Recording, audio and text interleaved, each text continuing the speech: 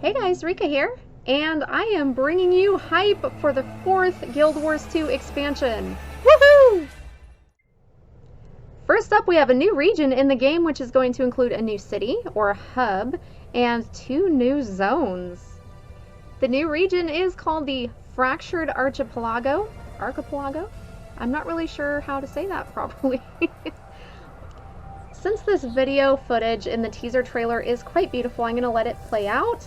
If you're not interested or you've seen it before, go ahead and check the timestamps below and skip ahead.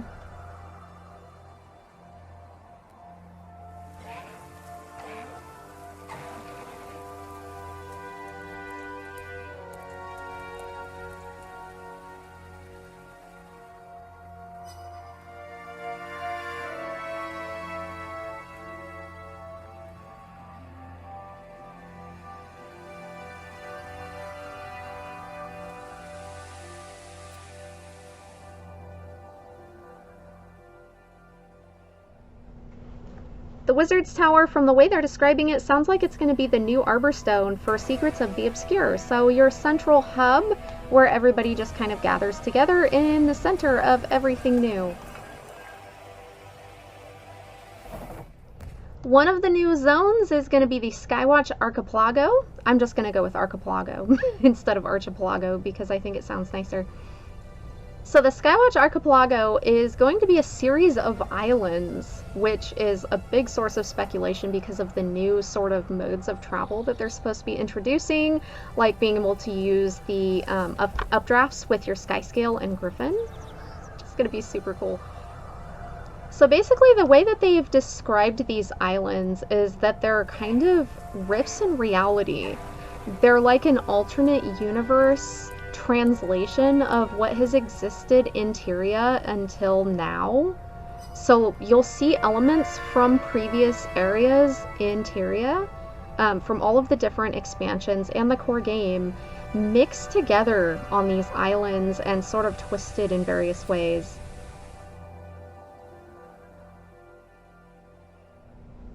Finally, the second new zone is going to be Amnytas, which is home to the Wizard's Court and the Astral Ward. The Wizard's Court is going to be very interesting because of the Wizard's Vault, a new reward system that they haven't fully detailed yet, and I'm really looking forward to. And the Astral Ward being the faction that is involved in tracking down and hunting the Cryptus.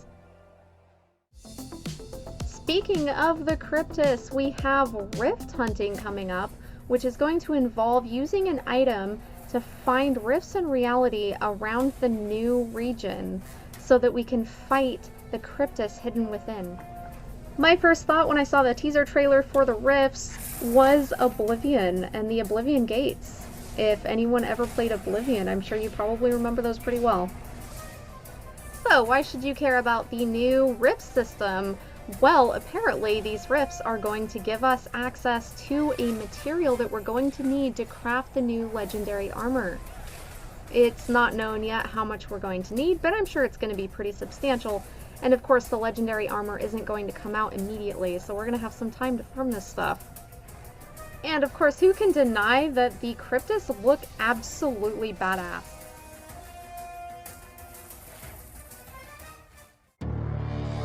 That brings us to the new PvE Legendary Armor set, the Obsidian Armor. As I understand it, the Obsidian Armor is a throwback to the original Guild Wars, which I still haven't played because not enough hours in the day. So we have 3 current methods for obtaining Legendary Armor. You have raiding, PvP, and world versus world, all of which require a substantial investment. As of right now, the only PvE option for Legendary Armor is through raiding, and that requires doing 2 different collections, the Envoy Armor 1 and 2. Your time gate for the Legendary Armor through raiding is a currency called Legendary Insights. You do have a cap on Legendary Insights per week that you can obtain through raiding, which is 31, and you need a total of 150 for your first set and 300 for any subsequent sets.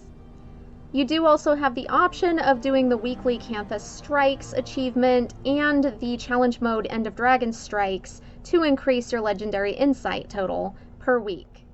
That means that the minimum amount of time required to complete a legendary armor set through raiding is 5 weeks for your first set, or 6 weeks without doing the strikes.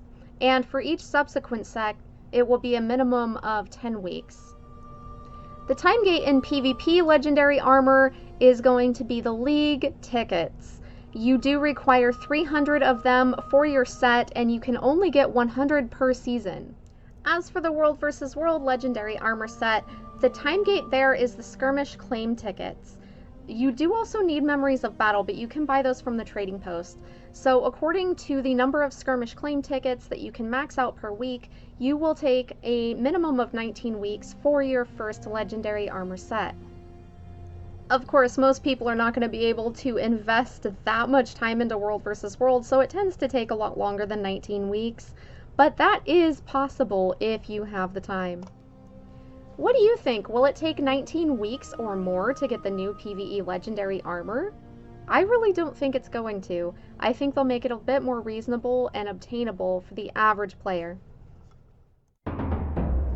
Next up, we have Weapon Master Training.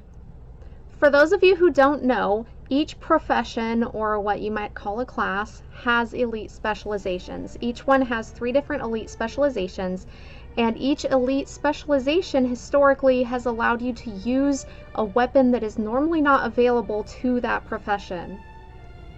For instance, in End of Dragons, we gained the new Virtuoso specialization for the Mesmer, and that allowed the Mesmer to use daggers. In Secrets of the Obscure, Weapon Master Training is going to allow us to use all of those special weapons on any specialization. So instead of only having the daggers on the Virtuoso with your Mesmer, you can use your daggers on Mirage or Chronomancer. Okay, so I'm just going to go down the list, starting with heavy armor, going to medium, and then to light. The Guardian is going to get full access to the axe, sword, and longbow. The Revenant is going to get full access to the shield, greatsword, and shortbow. The Warrior is going to get full access to the dagger, pistol, and torch. The Engineer is going to get full access to the mace, sword, and hammer. The Ranger is going to get full access to the dagger, hammer, and staff. The Thief will be getting full access to scepter, rifle, and staff. The Elementalist will be getting full access to the sword, warhorn, and hammer. The Mesmer will be getting full access to axe, dagger, and shield. And finally, the Necromancer will be getting full access to the pistol, torch, and greatsword. Now, ArenaNet has said that in a future update after the expansion, each profession is going to get an additional new weapon to use. The Guardian will be getting the pistol, the Revenant the scepter, the Warrior the staff, Engineers will get the shortbow, Rangers will get the mace, Thieves will get the axe, Elementalists will get the pistol, Mesmers will get the rifle, and Necromancers will get the sword. Which new weapon combinations are you looking forward to the most? I know that I'm really looking forward to the rifle and the Mesmer, as I've said before, and there are a few others that I'm willing to try out, but not really sure about, just because my main has been a Mesmer for over 2 years of my almost 3 years of gameplay. Next up, we have Relics. This one is a pretty big point of contention, guys. There's a lot of speculation, and there are some people who are not very happy about the upcoming Relic system. I, however, am not one of those. I'm looking forward to these. According to what we have learned so far, there will be 40 core relics available at launch and 12 expansion relics. These will be available through crafting and through the trading post. Unlike the core relics that will be released at launch, the expansion relics are going to be unlocked through collections, achievements, and instance content, which sounds pretty exciting. The reason why people are not all happy about this new relic system is because of legendary runes. The relics are going to fundamentally change the rune system, which is of course going to impact those who have spent the time and the resources to make legendary runes. For those who are unaware, there are runes that you can put in your armor currently, which give bonuses based on how many of those same specific runes that you have equipped, up to a total of 6. For instance, the Superior Rune of Fireworks gives plus power and boon duration for the first 5 that you equip, and for number 6 you get 25% bonus movement speed and 6 stacks of Might, Fury, and Vigor for 6 seconds while in combat, with a cooldown of 20 seconds. So what's changing with the new relic system? Well, basically you're going to get a new equipment slot. The relic is going to go in there to give you whatever bonuses, the relic has that you choose. And instead of getting that bonus in number 6 slot for your runes in your armor, you're going to get bonus stats instead. So how are relics going to start out in the expansion on August 22nd? Basically, each character that you have that is level 60 or above is going to get a relic choice chest. The relic choice chest is going to give you a choice for each character level 60 or above between 3 of the core relics. The relic you choose from your relic choice chest is going to be account bound, however there will be other relics that you can craft and sell on the trading post. The expansion relics, however, are going to have to be earned, as I mentioned before, through collections, achievements, story progression, and instances. Actually, I don't think I mentioned the story progression part earlier. But basically, once you unlock those relics by doing whatever achievement, collection, etc., you're going to be able to buy them from the relic NPC vendor. ArenaNet has made it clear that all of the relics will have functionality in PvE, World vs. World, and PvP, although in competitive modes there might be slight changes to their effects. Now for the big point of contention, Legendary Relics. These are not supposed to be released until next year, which means that we're going to have some time to really get used to the relic system. However, because they're not going to launch until next year, the people who have legendary runes are a little bit irritated about the loss of functionality. For those who are unaware, legendary runes allow you to freely swap between all of your stats. So basically, if you have runes in your armor, normally if you want to change those runes out, you have to remove them with an extractor, or you can put in a new rune and the old one will be destroyed. With the legendary runes, what they do is they allow you to double click and select the stats for each one without having to replace the rune in your armor. So what's the big deal with legendary relics? Well, this is going to have the same effect as the legendary runes, legendary weapons, and legendary armor, where you're going to be able to stat select or attribute select on each one of these by double clicking on the item and switching them around instead of having to replace them, which is a huge quality of life upgrade. The people who have gone through the trouble of making legendary runes are going to be compensated in some way that I haven't seen specified yet toward the progress of legendary relics. They're not going to be handed any legendary relics, but they are going to get some sort of progress toward unlocking them. And that progress is going to increase for each legendary rune that they have unlocked. Some people who have unlocked legendary runes don't think that is adequate compensation, as you can see on the forums if you look at the post about the legendary relics. However, I do think that even though there's going to be some loss of functionality until legendary relics are released next year, they are overall going to be an improvement on the existing system. Just as an FYI, I haven't unlocked any legendary runes on any of my 3 accounts, so I might be a little bit biased here, but overall I'm really excited for this new relic system. Another huge change coming in Secrets of the Obscure is definitely going to pertain to the Skyscale. The Skyscale was introduced as a mount in Living World Season 4. You had to have finished certain story steps in Season 4 in order to even start the collections, and of course the collections were very involved and time-consuming. Just as an aside, I do have videos recorded from the entire process of the Skyscale collections from beginning to end, and I will be doing those videos over the next month or 2 and releasing those in a playlist on my channel for those who haven't done it yet. And that brings us to the new expansion and what it is going to do with the Skyscale. So the Skyscale is going to be available to everybody in Secrets of the Obscure. It's not clear yet whether it's going to be a mount rental or just something that you can use while you're in those areas of the expansion. I think that it is likely that you're just going to have the Skyscale available to use in the Secrets of the Obscure maps and nowhere else in the world unless you've unlocked the Skyscale with the Living World Season 4 collections. What has been said definitively is that in Secrets of the Obscure, the Skyscale will now be obtained through a streamlined method. What does that mean? Are my videos on the Skyscale collections completely moot now and useless and just taking up hard drive space? Are you no longer going to have Living World Season 4 in order to obtain all of the Skyscale masteries? The answer so far is definitely no. All of the Skyscale collections are still going to exist as far as we know right now, and if people want to get the masteries completely maxed out for their Skyscale, they are still going to need Path of Fire and Living World Season 4.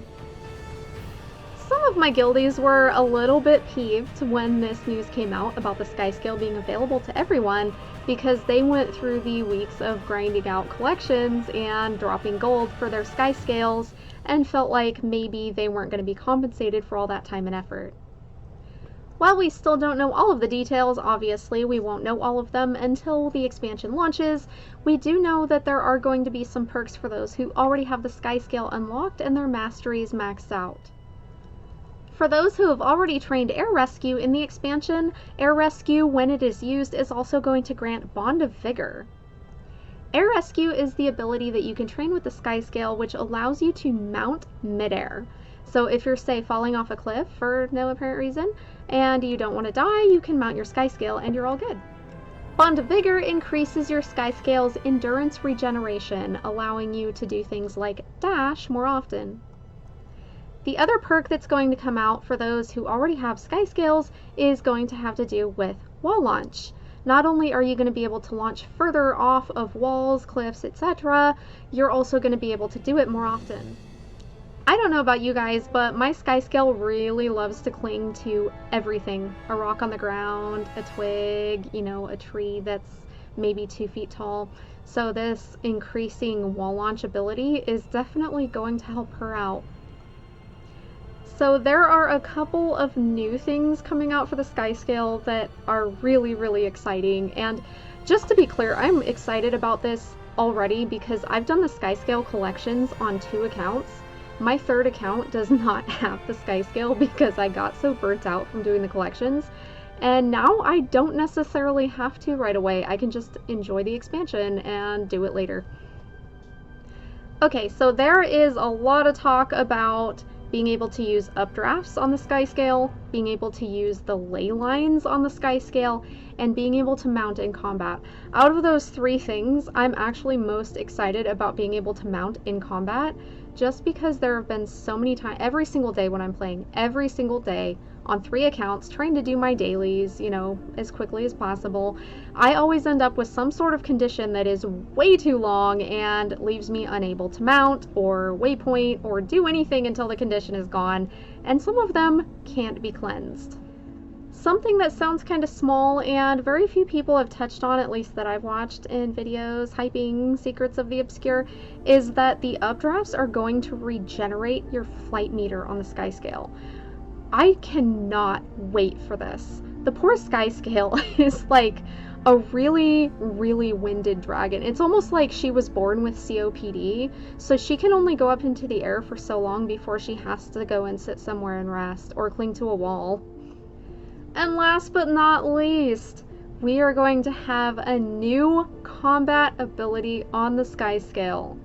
Now, we have had the fire breathing thing, the #1 skill that dismounts you, and the Skyscale leaves an AoE ring of fire, which is pretty cool, but usually actually doesn't aim where you want it to, so it'll end up on the wall over here, or, in some random place. Now, though, we're going to have the ability to direct a fireball attack, kind of like you do with the turtle and the mortars, except you're not going to need a second player to do it for you. So what do you think, guys? What is the one thing that you are looking forward to the most with the Skyscale in Secrets of the Obscure? Do you want to actually try and get the Skyscale collections done in Living World Season 4, or do you not care?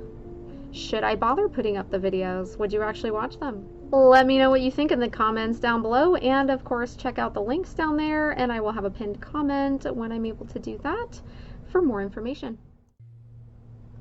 So to end this hype video, I am going to go into Zojja, her return, and most importantly, Felicia Day being her voice. I absolutely love Felicia Day, and this part of the video is going to be dedicated to being her fangirl. Everything is going to change again, but I think I'm okay with it. I was so excited to return as Zojja. It's been, I think, almost 10 years. And over the years, I've had so many fans approach me, where is Zojja? Where is Zojja? It's really wonderful to see the transformation from Zojja in previous times as opposed to now, because she's really come quite a long way. She's been through a lot. She was more of a tech person. She was a Golemancer. I love Zojja's sense of humor. I love the fact that she's kind of prickly, but has a lot of love underneath all that prickle. And I also love that she carries the memory of people really strong in her heart. I definitely dig deep to try to find the similarities in me and the characters. I think I'm definitely kind of snarky, although she's a little bit more confident in her snarkiness. I'm a little bit less self-confident as a person, and this new arc of Zojja's is really lovely to play because she does have this self-doubt in trying to enter this new world as an elementalist. I started out as an actor, and I was kind of frustrated with that, so I started writing and producing things for the internet. It was interesting and great, but I definitely feel really secure in what I've been doing the last couple of years, bringing characters to life, creating characters, and just making stories. I certainly have had some really fun blooper moments. I wish they could kind of cut together some of the horrible pronunciations I have done. There was a word, cortege, I don't even know what this word was that they wrote me, but I messed it up a lot. I received a piece of advice from my acting teacher, Iris Klein, and she told me, the way you do one thing is the way you do everything. I literally will sit there in the bathroom and look over and the toilet roll will be empty. I'm like, I don't want to replace that. The way you do one thing is the way you do everything. And I replaced that toilet roll. Over the years, I definitely have learned a lot about myself, realizing that a lot of the things that were, taking my time up weren't really that satisfying. It was just way better to be with the people I love and doing the things that I really absolutely love. I do hope you guys enjoyed this video. I hope it wasn't too ridiculous and that you at least learned something. And I will definitely see you on August 22nd for the launch of Secrets of the Obscure. See you later.